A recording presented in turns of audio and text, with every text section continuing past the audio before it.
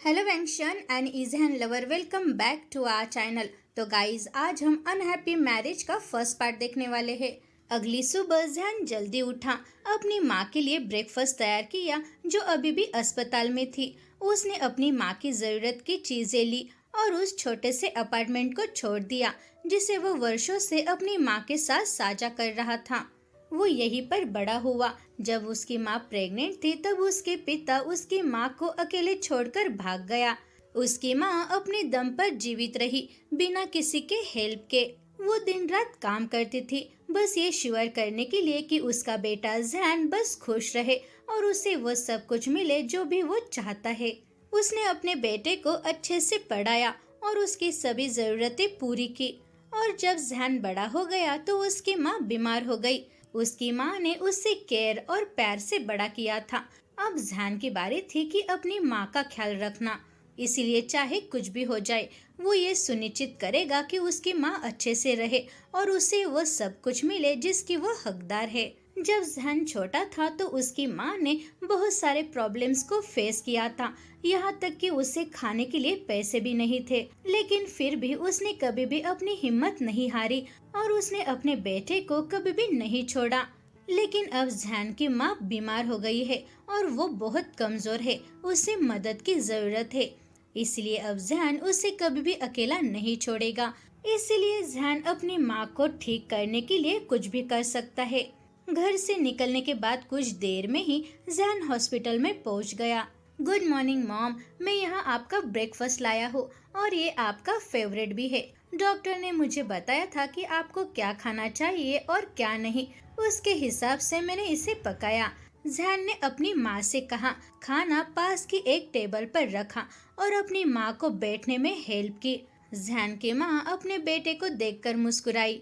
मेरे बेटे, तुम्हें इतनी मेहनत करने की जरूरत नहीं है। अब मुझे मत बताओ कि तुमने रात भर फिर से काम किया। बेटे, मैंने तुम्हें आराम करने के लिए कहा था।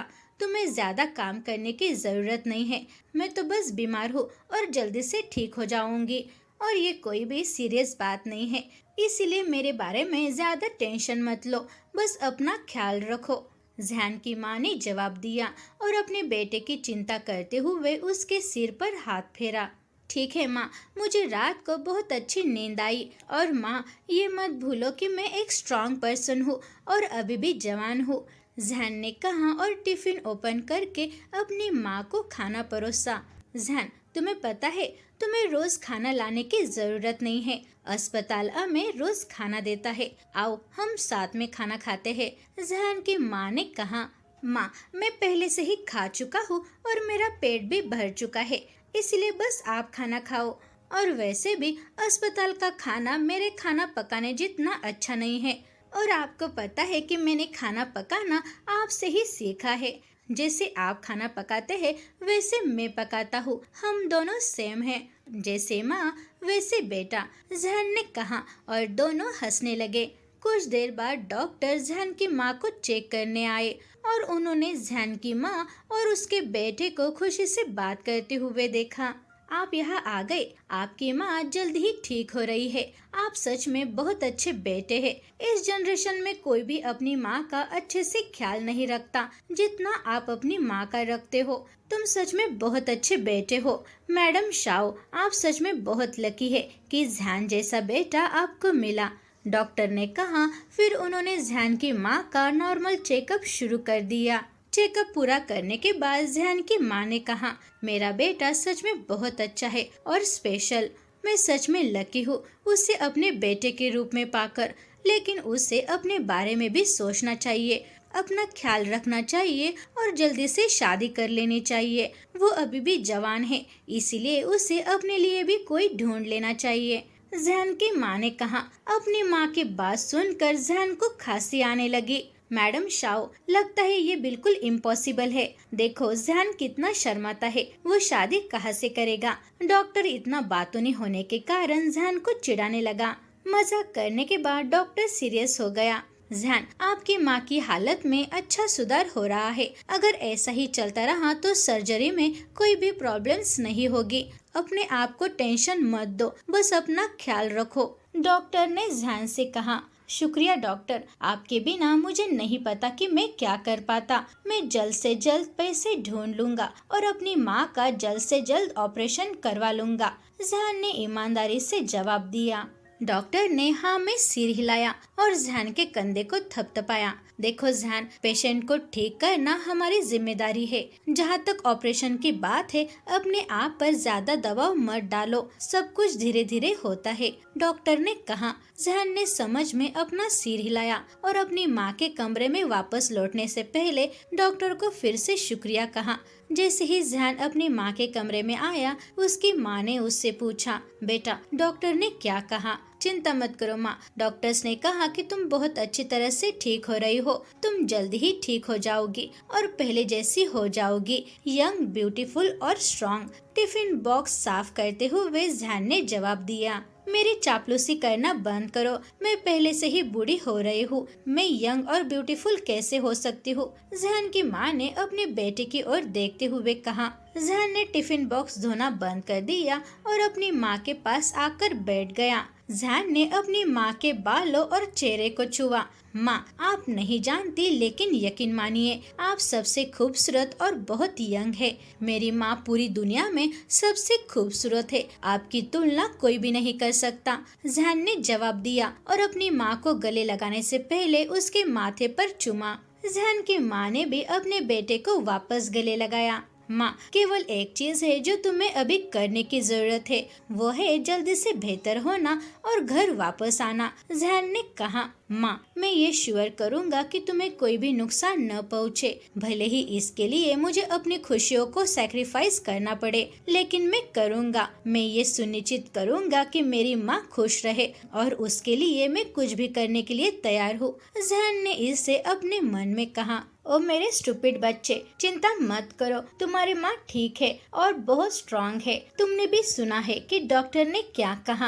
अपने बेटे को उदास होते देख जहान की माँ ने खुशी से कहा, अपने इकलौते बेटे को देखकर वो भी चिंतित हो जाएगी। माँ, मैं कुछ काम करने के लिए जा रहा हूँ, मैं आपसे बाद में मिलने आऊँगा। अपना ख्याल रखना, अगर कुछ होता है तो तुरंत डॉक्टर को बुलाना याद रखना, जहान ने कहा और वो उस बूढ़े आदमी से मिलने के लिए निकल गया जिसने उसे वो ऑफर दिया था। जहान को यकीन नहीं था कि वो किससे शादी करने जा रहा है, शायद एक बूढ़ा आदमी। केवल बूढ़े खतरनाक आदमी इतने डरावने हो सकते हैं। फाइनली आप यहाँ आ गए, मुझे लगा कि आपने अपना मन बदल लिया है, उस बूढ़े आदमी ने मुस्कुराते हुए कहा, जो एक छोटे से कैफे में बैठकर जहान के आने का इंतजार कर रहा था।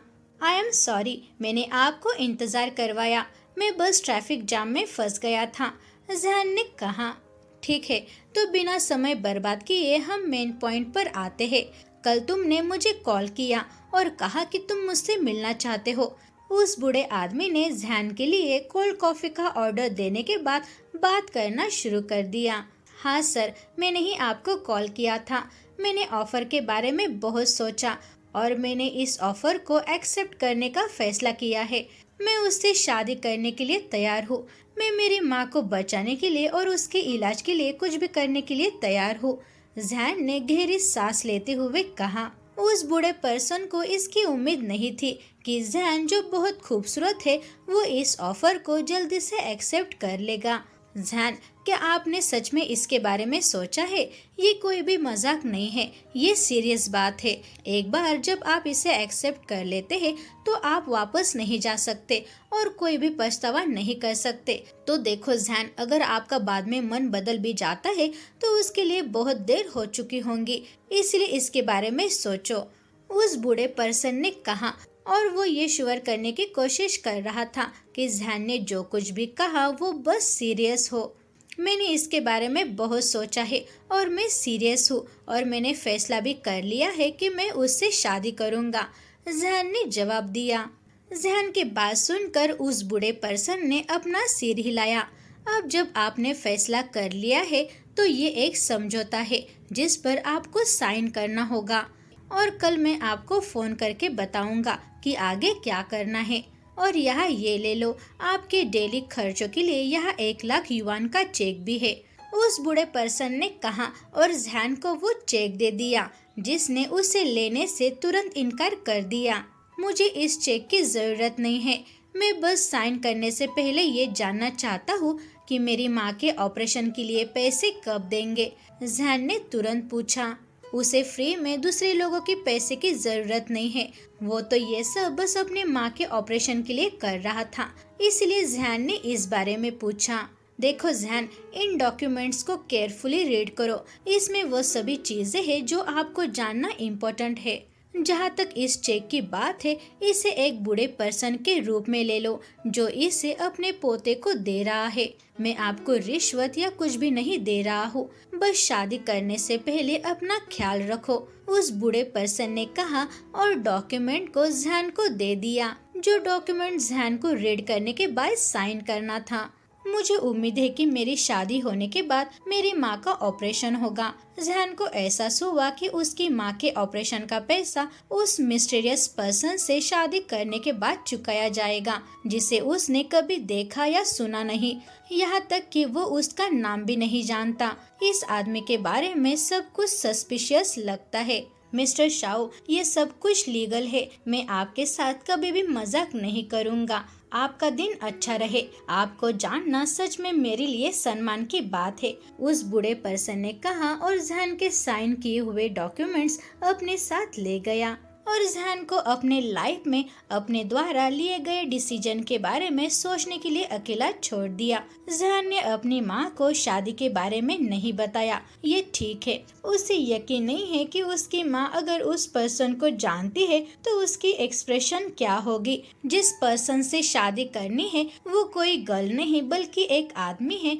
तो ये बहुत हैरानी की बात है। इस सभी बातों पर उसकी माँ का रिस्पॉन्स क्या होगा। उसकी माँ अब बीमार है, इसलिए उसे इस बात को छिपाना ही बेहतर है और वो सही समय आने पर उसे बताएगा। जैन को बस उम्मीद है कि उसकी माँ उसकी कामुकता के खिलाफ नहीं होगी। उसने जो कुछ भी करने का फैसला किया है उसके कारण उसकी माँ निराश नहीं होगी। अब वैंग हवेली पर जो बूढ़ा आदमी पहले जैन से मिला था वो उस हवेली के अंदर गया। फिर उसकी मुलाकात एक बूढ़े आदमी से हुई जो बैठा हुआ था और चाय पीते हुए एक बूढ़ी औरत के साथ शतरंज खेल रहा था। बटलर लियो, फाइनली आप वापस आ गए। मुझे बताओ कि मीटिंग कैसी रही। क्या उस लड़के ने मेरे पोते से शादी करना एक्सेप्ट कर लिया? उस बूढ़ी औरत ने बटलर लियो से पूछा। उस बटलर लियो ने जैन के साइन किए हुए डॉक्यूमेंट्स के साथ वो चेक भी उन्हें दे दिया। क्या जैन ने चेक लेने से इनकार कर दिया? उस बूढ़ी औरत ने पूछा। हाँ मैडम वैंग, उन्होंने चेक लेने से इनकार कर दिया। उन्होंने कहा कि उन्हें इसकी जरूरत नहीं है। मीटिंग में सब कुछ ठीक रहा, बस जैन अगले इंस्ट्रक्शन का इंतजार कर रहा है।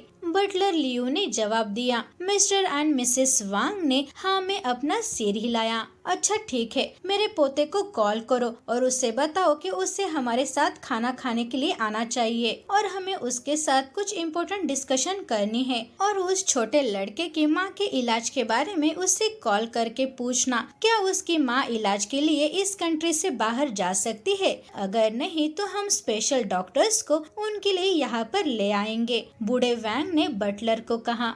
बूढ़े वैंग ने इंस्ट्रक्शन दिए। अपना काम करने के लिए बटलर लियो वहाँ से चला गया। मिस्टर एंड मिसेस वैंग खुशी से बातें करते हुए शतरंज खेल रहे थे। वे इस खबर से बहुत एक्साइटेड लग रहे थे।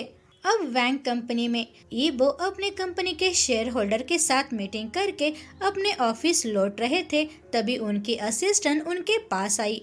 बॉस, आपके दादा दादी के बटलर ने आपसे बात करने के लिए कॉल किया था। उन्होंने कहा कि आपको डिनर करने के लिए वैंग हवेली पर आना है। उस असिस्टेंट ने कहा। ईबो अपना कोल्ड फेस लेकर उसकी ओर मुड़ा। मैं कहीं पर भी नहीं जा रहा हूँ। ईबो ने 2 बार सोचे बिना जवाब दिया। उसके असिस्टेंट का चेहरा फिर से उदास हो गया। उसका बॉस इतना कोल्ड क्यों रहता है? क्या वो कम से कम एक बार नॉर्मल इंसान की तरह बात नहीं कर सकता? इतना डरावना होने के कारण उसने अब भी शादी नहीं की या किसी के साथ रिलेशन में नहीं रहा, जबकि वह पहले से ही 25 साल का है। अपनी बची हुई हिम्मत जुटाकर असिस्टेंट ने फिर से बोलना जारी रखा। बॉस, बटलर ने कहा कि ये बस डिनर के बारे में नहीं है, बल्कि कुछ इम्पोर्टेंट बात है जो दादा दादी आपसे करना चाहते हैं, इसलिए आपको वहाँ जाना ही होगा। असिस्टेंट ने कहा। ईबो ने ना ही कोई जवाब दिया और ना ही अपने असिस्टेंट की ओर देखा। वो अपने ऑफिस में गया और जल्दी से असिस्टेंट के चेहरे पर दरवाजा बंद कर दिया। वो असिस्टेंट लगभग बाल बाल बच गई, नहीं तो दरवाजे से उसे चोट लग सकती थी। बॉस, अब मैंने क्या किया? मैंने तो केवल वही जानकारी दी जो मुझे बताई गई थी। आप मेरे चेहरे पर दरवाजा क्यों बंद करना चाहते थे? ईबो के असिस्टेंट ने शिकायत करते हुए कहा। उस शाम ऑफिस से बाहर जाने के बाद ईबो अपने घर वापस नहीं गया, बल्कि उसने अपने ड्राइवर को अपने दादा दादी के घर ले जाने के लिए कहा। वो बस देखना चाहता था कि उसके दादा दादी किस बारे में बात करना चाहते हैं, बल्कि उन्होंने फोन करने के बजाय उससे मिलने के लिए कहा। कुछ देर के बाद ईबो वैंग हवेली पहुंच गया। वैंग हवेली पर कुछ सर्वेंट आपस में खुशी से बात कर रहे थे, लेकिन जैसे ही उन्होंने ईबो को आते हुए देखा, उनके चेहरे पर की खुशी उड़ गई। उन्होंने जल्दी से बात करना बंद कर दिया और अपना काम जारी रखा। दादा दादी, इतना कहने के बाद ईबो उनके पास बैठ गया। तो फाइनली आपने अपना चेहरा दिखाने का फैसला कर ही लिया। आपको यहाँ पहले आए हुए आधा साल बीत चुका है। अगर हमने आपको कॉल करके यहाँ नहीं बुलाया होता तो आप यहाँ कभी आए नहीं होते। बूढ़े वैंग ने ईबो से पूछा, जिसने एक आह भरी। मैं बस अपने काम में बिजी हूँ, मेरे पास लोगों से मिलने के लिए समय नहीं है, लेकिन मैं हमेशा आप दोनों से हर 2 सप्ताह में एक बार बात करता हूँ। क्या इतना ठीक नहीं है? आप मुझसे अब क्या करवाना चाहते हैं? ईबो ने थोड़ा गुस्सा होते हुए पूछा। कॉल करने और फोन के जरिए बात करने और हमसे मिलने आने में बहुत अंतर है। अगर हम आपको फोन करने के लिए मजबूर नहीं करते तो क्या आप कॉल करते? इतना ठीक है, मैं आपकी शादी के लिए किसी को ढूंढ रहा हूँ। शायद यही आपके गुस्से और आपको ठीक करने में हेल्प करेगा। बूढ़े वैंग ने ईबो को बताया, जिसने तुरंत टेबल पर अपना हाथ मारा और जहाँ बैठा था वहाँ से उठ खड़ा हुआ। वो गुस्से से कुछ और करने से पहले गार्ड ने उसे तुरंत रोक दिया। मुझे किसी और की जरूरत नहीं है, मैं अकेला ही ठीक हूँ। मुझे किसी और से शादी करने की जरूरत नहीं है। बेहतर होगा कि आप इस शादी को रोक दे। वैंग ईबो चिल्लाया और जाने के लिए मुड़ा।